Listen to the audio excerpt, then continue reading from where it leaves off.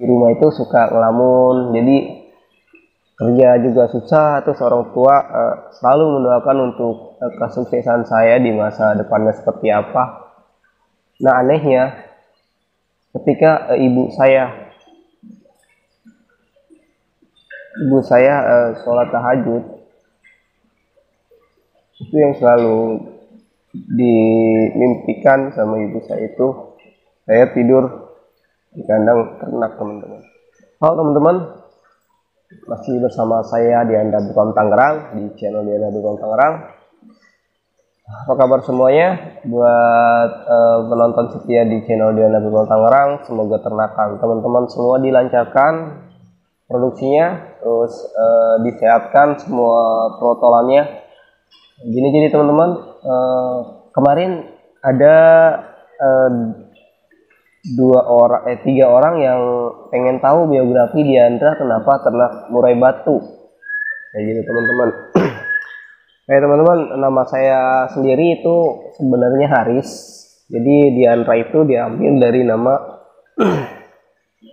sahabat saya waktu SMA, sahabat dekat, Dian sama Hendra gitu teman-teman. Jadi aku singkat jadi Diandra. Jadi kenapa Diandra ternak murai batu? Sebenarnya background Diandra itu sarjana teknik informatika. Jadi waktu itu Diandra main burung peci. Awal mula suka burung itu dari burung peci. Main lomba kadang gitu. Nah, setelah Diandra main burung peci kan Diandra lulus kuliah tuh kerja di salah satu retail terbesar di Indonesia, yaitu Alfamart Group. Diandra bekerja sebagai data mining programming. Nah, Diandra selama kerja itu Diandra kumpulkan uang per bulan itu bisa mengumpulkan 2,5 juta. Gaji saya di sana sekitar 4,5 waktu 2015-an. Diandra kerja di sana selama 1 tahun. Itu uang hasil tabungan Diandra. Setelah keluar dari situ, Diandra cari kerja di tempat lain. Nyatanya nggak dapat karena emang lagi persaingan di Jakarta itu sangat ketat sekali. Kenapa? Karena dari semua daerah itu pada di Jakarta, kayak Sumatera, terus Jawa Tengah, Jawa Timur, Jawa Barat. Sebagian besar mencari pekerjaan di Jakarta karena UMR di Jakartanya sangat tinggi gitu. Oke, kembali lagi ke biografi Diandra. Jadi hasil uang yang Diandra tabungin itu pas lulus kan di lapangan ngeliat sesi murai itu, bau pleci tapi nggak sesi murai. Wah, bagus juga nih burung. Akhirnya Diandra beli burung yang udah jadi dari hasil kerja itu, 1 pasang. Diandra jodohin, Diandra bikin di kandang ternak itu di bawah. Nah, itu 9 kali produksi teman-teman, 9 kali produksi nggak pernah panen.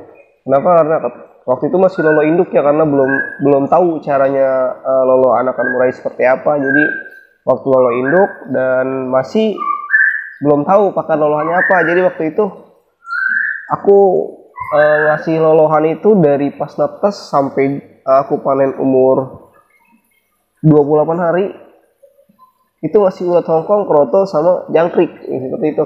Jadi pas panen itu selalu lumpuh. Jadi pas bagian kakinya itu berlemak. Nah, itu 9 kali produksi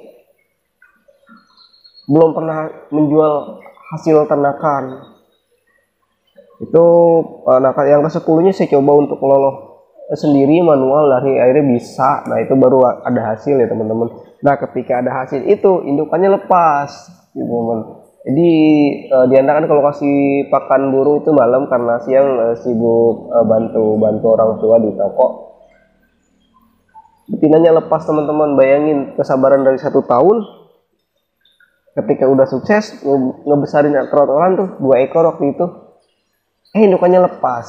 Akhirnya Diandra nangis tanpa suara di depan kandang ternak. Waktu itu tabungan Diandra tinggal 2 jutaan lagi kalau nggak salah, 2 juta. Akhirnya Diandra yang 2 juta itu Diandra beliin betina 1,5, sisanya 500.000 itu untuk beli pakan. Nah, ketika di saat beli indukan betina lagi itu sulit dijodohin, terus ngebantai. Nah ini berikut nih, masih ada kayaknya, masih ada foto betina waktu itu yang dibantai sama pejantannya. Ini dibantai teman-teman, akhirnya dijual. Akhirnya udah lemes, nggak punya tabungan sama sekali. Terus trotolannya juga belum bisa dijual, baru umur sekitar 3 minggu. Akhirnya lemes tuh, kadang di rumah itu suka ngelamun, jadi kerja juga susah. Terus orang tua selalu mendoakan untuk kesuksesan saya di masa depannya seperti apa. Nah anehnya, ketika ibu saya sholat tahajud, itu yang selalu dimimpikan sama ibu saya itu, saya tidur di kandang ternak teman-teman. Saya tidur di kandang ternak, cuma pakai kolor teman-teman. Nah dari situ sebagai pemacu semangat saya harus sukses, saya harus bisa berkembang. Itu jadi gitu teman-teman. Ketika ibu saya mendoakan saya di sholat tahajud ya, itu pasti impian saya tidur di kandang ternak. Dari situ saya terus belajar tentang penangkaran. Karakter saya itu ketika saya mempelajari sesuatu, saya itu dari pohon, ibarat saya naik pohon itu saya gali sampai ke akar-akarnya. Doa dari orang tua itu jadi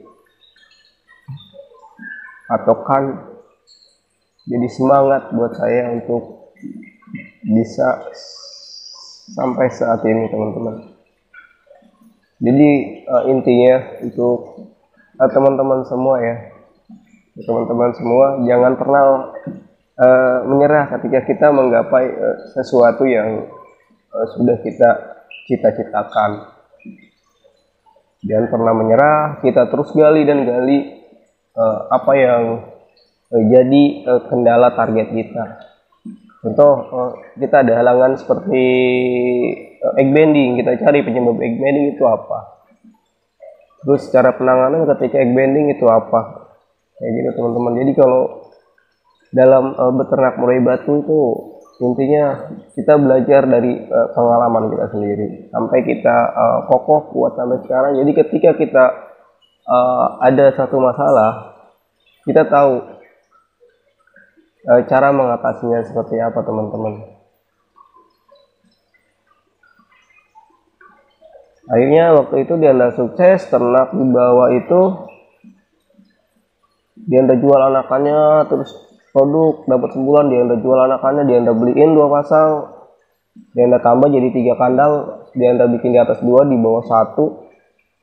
Akhirnya terus bertahan selama 1 tahun, itu jual anakan. Selama 1 tahun Diandra belum perbanyak kandang. Di tahun 2019 Diandra mulai tambah kandang jadi 4 kandang. Nah jadi 4 kandang masih indukan normal. Nah di 2019 akhir itu Diandra mulai beralih ke burung mutasi dan ekor hitam. Kenapa saya milih ekor hitam? Karena ekor hitam ini burung yang sudah agak langka, untuk cari betinanya aja susah banget. Makanya Diandra pertahankan untuk burung mutasi dan ekor hitam teman-teman. Jadi kalau diceritain masa lalu seperti ini ya sedih sih. Sedih, banyak cobaan, terus usaha yang sia-sia, tapi ketika kita jatuh kita harus bangun lagi dan kita harus memperbaiki diri untuk naik ke tangga selanjutnya ya gitu teman-teman.